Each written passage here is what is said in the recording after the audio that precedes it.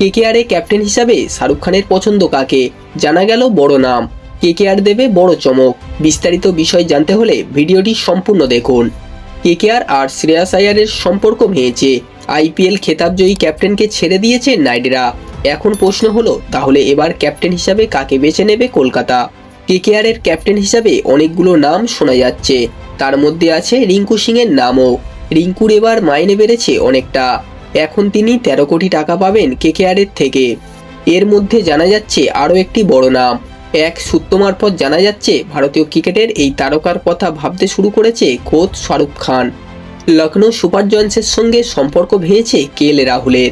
আর এবার শোনা যাচ্ছে রাহুলকে কেকেআরের অধিনায়ক হিসাবে দেখার সম্ভাবনা তৈরি হয়েছে। কলকাতা নাইট রাইডার্স মেগা নিলামের আগে 6 জনকে রিটেন করেছে। জানা গিয়েছিল যে শ্রেয়াস নাকি এত টাকা চেয়েছিলেন যে কেকেআর তাকে ধরে রাখতে পারেনি। এদিকে রাহুলের জন্য মোটা টাকা খরচ করতে রাজি কেকেআর।